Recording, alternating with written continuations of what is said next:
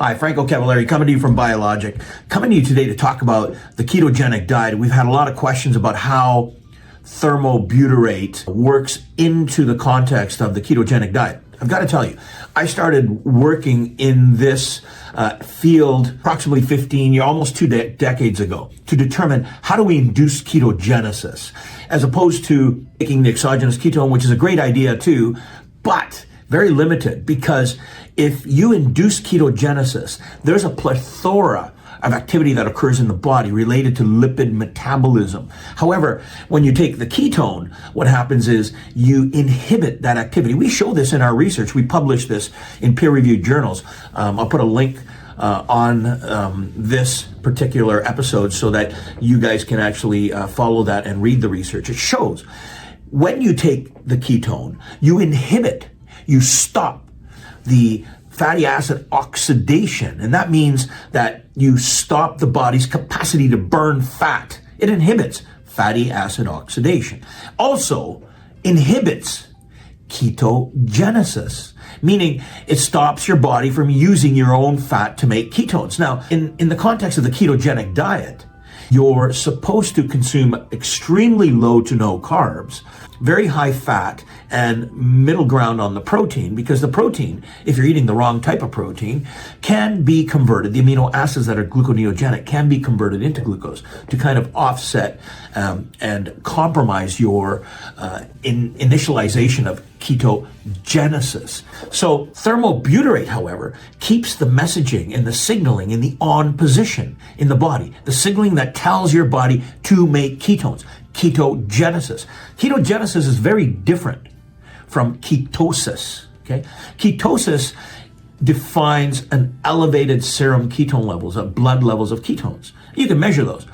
But ketogenesis is the method or mechanism by which the body makes ketones from your own fat or fats that come in dietarily.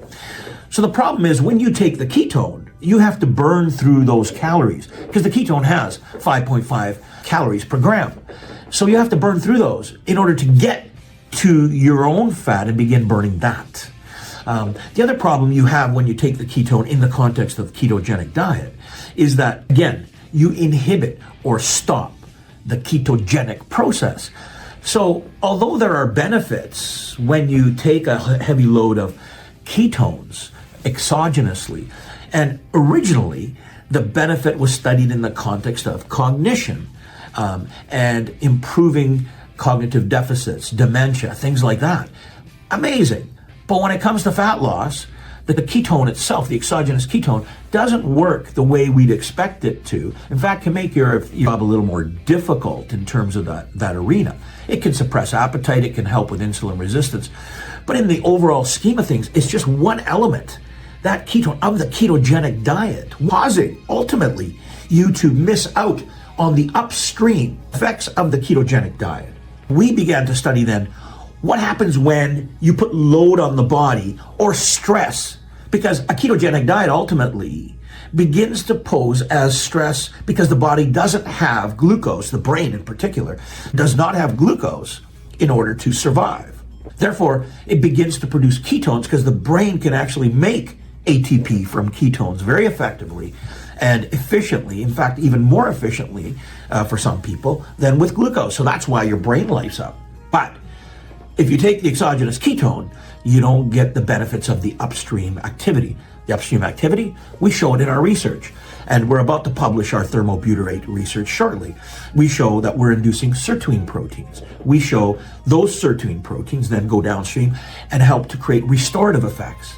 Those restorative effects then would be inhibited if you took the ketone because you're stopping what the ketogenic process does. And again, if you look at the link and the graphs, I can actually post these graphs in the video that show fatty acid oxidation stopping. So if you're not losing weight when you're taking the ketone, this is why you got to burn through the calories of the ketone, and then you have to wait for your ketogenic process to start up again. By that time, you took another dose and you stay in the cycle.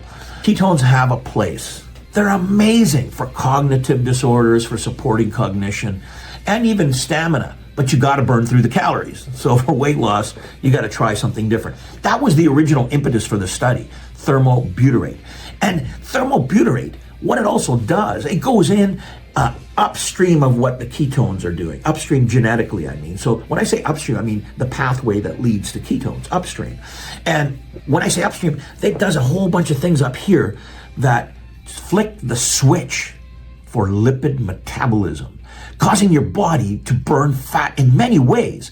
As I've said before, activating hormone-sensitive lipase to break down fat in the adipose tissue, and then activating uncoupling protein in your brown fat to get your body to burn fat into thin air, which is all stopped when you take the exogenous ketone.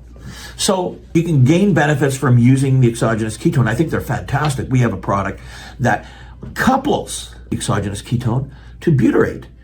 But thermobutyrate cuts to the chase and gets your body to do it all. Burn fat, shut down appetite, raise ketones for the brain, but not raise ketones to the degree that you may be reaching levels of ketoacidosis. Now, this is one problem where exogenous ketones, there's so much controversy in the marketplace because of allopathic medical beliefs that if you raise serum ketone levels too high, you can reach levels of ketoacidosis, and that's a big problem for some people, creating metabolic distress. But bottom line is, if you want the effects of the ketogenic diet in the body, you have to trigger and activate by signaling with thermobutyrate the entire process of lipid metabolism that cascades down, breaks down fat, activates thermogenic activity so that fat can be used, improves cognition, gives you the energy to get active and burn fat as a primary source of energy, instead of taking the ketone that shuts down the ketogenic process. And again, the exogenous ketone has a place for those who need cognitive support, dementia, memory deficit, all kinds of things associated with epilepsy, for instance. In fact, epilepsy was one of the first focuses. Drug-resistant epilepsy was the focal study originally in about 1920s that put the ketones on the market all the way back to the 1920s. Not something new. Anyways, thought I'd clear that up. Thermobutyrate works right into the ketogenic diet. I'm going to post the link to the research we have done that was, I believe, published in 2017 or so. There's 2 papers, and they show the graphs. You take the ketone, fatty acid oxidation shuts down. You take the exogenous ketone, ketogenesis shuts down. You take the butyrate component with thermobutyrate, and you activate all that stuff, and you feel amazing.